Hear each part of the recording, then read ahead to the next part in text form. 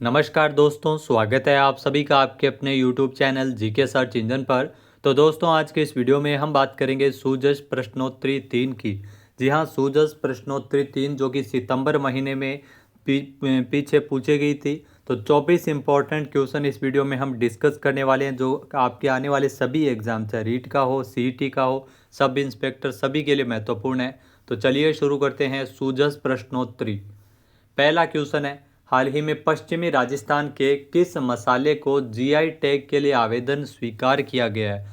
यहाँ दोस्तों, थार का जो जीरा है उसके लिए जीआई टैग के लिए आवेदन किया गया है, जिसे स्वीकार किया गया है। तो पश्चिमी राजस्थान का सुगंधित थार का जीरा अब विश्व पटल पर अपनी अनूठी पहचान बनाने की ओर अग्रसर है। इसे जीआई टैग के लिए थार के जीरे के लिए आवेदन किया गया है। नेक्स्ट है, मथेरण किस जिले की प्रसिद्ध लोक कला है। तो ध्यान रखना, मथेरणा कला ये बीकानेर की प्रसिद्ध लोक कला है। सी ऑप्शन यहाँ पर बिल्कुल सही है। यहाँ दोस्तों, मथेरणा कला राजस्थान की प्रसिद्ध हस्तकलाओं में से एक है, जो कि नम दीवार पर चूनने के माध्यम से देवी देवताओं के चित्रण जो मथेरणा कला के माध्यम से इसमें उकेरे जाते हैं। मथेरणा कला बीकानेर की सबसे प्रसिद्ध कला है। नेक्स्ट है, देश का पहला climate tank oxygen zone Rajasthan के किस एयरपोर्ट पर बनाया गया है। तो जयपुर एयरपोर्ट पर इसे बनाया गया है, जयपुर अंतर्राष्ट्रीय हवाई अड्डा। बी ऑप्शन यहाँ पर बिल्कुल सही है दोस्तों। जी हाँ, जयपुर जो टेक ऑक्सीजन जोन राजस्थान के जयपुर अंतर्राष्ट्रीय हवाई अड्डे पर बनाया गया है, जहाँ पर ओशियन ट्री एक खास मशीन है जो कि आम एयर प्यूरीफायर से कहीं ज़्यादा असरदार होती है। नेक्स्ट, चारबाग किस शहर में स्थित है। तो चारबाग ध्यान रखना बूंदी में स्थित है। ए ऑप्शन यहाँ पर बिल्कुल सही है। चारबाग जो कि हाड़ा राजवंश के शासकों की छतरियाँ जो स्मारक है उसका ऐतिहासिक स्थल है, ये बूंदी में स्थित है। और आपको बता दें कि बूंदी को इसका जो प्रमुख स्थान माना जाता है, कई सुंदर जो छतरियाँ यहाँ पर स्थित है चारबाग में। नेक्स्ट, कपड़े पर मोम की परत चढ़ाकर चित्र बनाने को क्या कहते हैं। तो इसे बाटिक कहा जाता है, वार्तिक या बाटिक कहा जाता है। कपड़े पर मोम की परत चढ़ाकर चित्र बनाने को जो कला है उसे बाटिक कहा जाता है।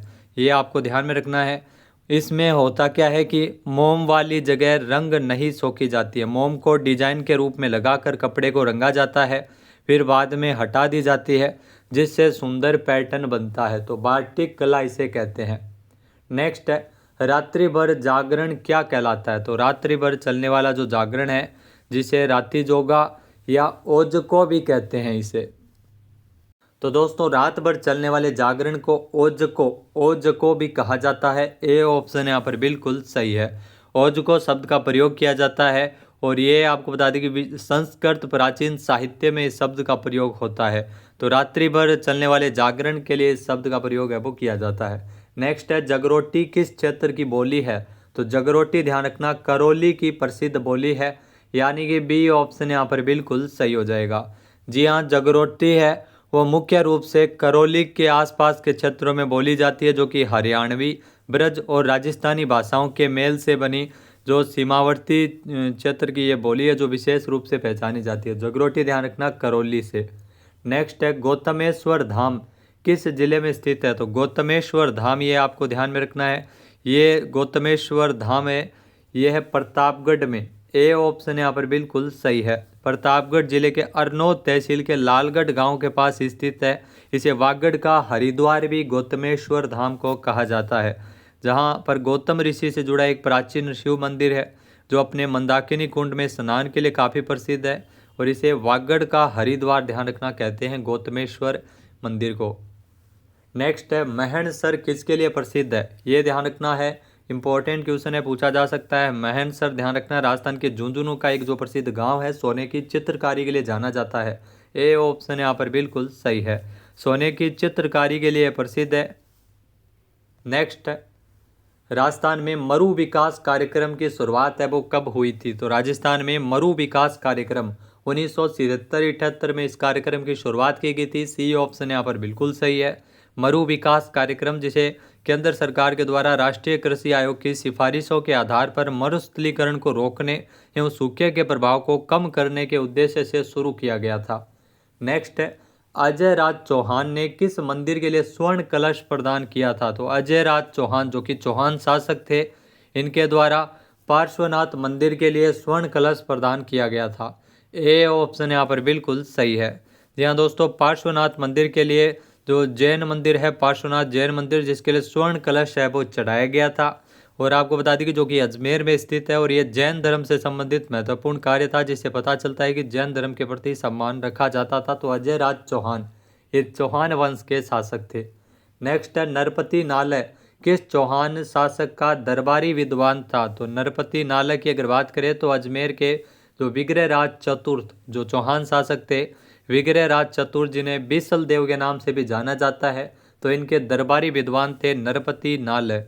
और नरपति नालय की जो रचना थी, बीसल देव रासो नामक जो रचना है वो इन्हीं की थी। नेक्स्ट पेजण नृत्य किस क्षेत्र से संबंधित है? तो ये ध्यान रखना है, पेजण नृत्य ये मुख्य रूप से वागड़ क्षेत्र में होता है। वागड़ क्षेत्र का प्रसिद्ध नृत्य है पेजण नृत्य। और यह नृत्य दीपावली के अवसर पर किया जाने वाला लोक नृत्य है, जो कि भील समुदाय के द्वारा किया जाता है। नेक्स्ट है वरिष्ठ नागरिक तीर्थ यात्रा योजना के अंतर्गत बजट 2025-26 में कितने तीर्थ यात्रियों के लिए वातानुकूलित ट्रेन यात्राओं का प्रावधान किया गया था? तो इसमें ध्यान रखना 50,000 तीर्थ यात्रियों के लिए वातानुकूलित ट्रेन यानी एसी ट्रेन यात्राओं का इसमें प्रावधान किया गया था बजट 2025-26 में। सी ऑप्शन इस क्वेश्चन का बिल्कुल सही है। इसके अलावा आपको ये भी ध्यान रखना है कि 6,000 यात्रियों को हवाई मार्ग से भी यात्रा है वो इसमें करवाए जाने का भी प्रावधान किया गया था। नेक्स्ट राजस्थान में बर्तन बैंक योजना का प्रथम स्टील बर्तन बैंक किस जिले में स्थापित किया गया है? तो खेराबाद जो पंचायत समिति है, ये आपको ध्यान में रखना है, खेराबाद पंचायत समिति में इसकी शुरुआत हुई थी। रामगंज मंडी जो कि कोटा में है, डी ऑप्शन यहाँ पर बिल्कुल सही है। राजस्थान के शिक्षा मंत्री मदन दिलावर के द्वारा इस बर्तन बैंक का शुभारंभ किया गया था। इस बर्तन बैंक को स्थापित किए जाने को लेकर मुख्य उद्देश्य था प्लास्टिक के उपयोग को कम किया जाए। नेक्स्ट है प्रसाद योजना के अंतर्गत कोटा जिले के किस तीर्थ स्थल का विकास कार्य शामिल है? तो इसमें जो सूर्य मंदिर है, बुढ़ाहिता का जो मंदिर है, सी ऑप्शन यहाँ पर बिल्कुल सही है। और ये आपको ध्यान में रखना है, सूर्य मंदिर जो प्रसाद योजना के अंतर्गत सूर्य मंदिर बूढ़ादीत इसे कहा जाता है, कोटा जिले का प्रसिद्ध यह मंदिर है, जो पर्यटन स्थल के रूप में विकसित किया गया है प्रसाद योजना के अंतर्गत। नेक्स्ट है राजस्थान में आयोजित वंदे गंगा जल संरक्षण जन अभियान, इसके तहत कितनी नई संरचनाएं बनाने का लक्ष्य रखा गया था? तो इस अभियान के अंतर्गत 45,000 नई जल संरचना को लेकर लक्ष्य रखा गया था। डी ऑप्शन यहाँ पर बिल्कुल सही हो जाएगा। जी हाँ दोस्तों, इसमें आपको बता दें कि वंदे गंगा जल संरक्षण जन अभियान, इसमें 5,000 संरचनाओं के निर्माण का इसमें लक्ष्य है वो रखा गया था अगले 4 वर्षों के लिए। Next Aravalli green wall project का पहला चरण किस वर्ष तक पूरा करने का लक्ष्य है? जो प्रथम चरण 2027 तक पूर्ण करने का लक्ष्य है। सी ऑप्शन यहाँ पर बिल्कुल सही है। अरावली ग्रीन वॉल प्रोजेक्ट इसका उद्देश्य हरियाणा, राजस्थान, गुजरात और दिल्ली और इन राज्यों और केंद्र शासित प्रदेशों के 29 जिलों में जो मरुस्थलीकरण को रोकने के लिए 1.15 मिलियन हेक्टेयर बंजर भूमि को बहाल करना है। ग्रीन वॉल प्रोजेक्ट है वो अफ्रीका के ग्रेट ग्रीन वॉल से प्रेरित है। नेक्स्ट है प्रधानमंत्री उच्चतर शिक्षा योजना यानी पीएम उषा योजना, इसके अंतर्गत राजस्थान का कौन सा विश्वविद्यालय सबसे पहले चयनित हुआ है जिसे 100 करोड़ की ग्रांट मिली है? तो ये जय नारायण व्यास विश्वविद्यालय जोधपुर, इसे 100 करोड़ रुपए की ग्रांट मिली है, तो प्रधानमंत्री उच्चतर शिक्षा योजना यानी पीएम उषा योजना के अंतर्गत। नेक्स्ट क्वेश्चन है महात्मा ज्योतिबा फुले मंडी श्रमिक कल्याण योजना, इसके अंतर्गत 2025-26 के बजट में श्रमिकों की पुत्रियों के विवाह हेतु अनुदान राशि बढ़ाकर कितनी कर दी गई है? तो इसमें अनुदान राशि 50,000 से बढ़ाई गई है और 75,000 तक कर दी गई है। ए ऑप्शन यहाँ पर बिल्कुल सही है। यहाँ दोस्तों 1 अप्रैल 2025 से यह प्रभावी है और यह लाभ जो श्रमिकों की 2 पुत्रियों के लिए उपलब्ध है महात्मा ज्योतिबा फुले मंडी श्रमिक कल्याण योजना में। नेक्स्ट है राजस्थान में वंदे गंगा जल संरक्षण अभियान के अंतर्गत 5 से लेकर 20 जून तक आयोजित कार्यक्रम में कितने लोगों ने हिस्सा लिया? तो अभियान ध्यान रखना 5 से लेकर 20 जून तक चलाया गया था और इसमें लगभग 2.53 करोड़ लोगों ने हिस्सा लिया था। बी ऑप्शन यहाँ पर बिल्कुल सही हो जाएगा।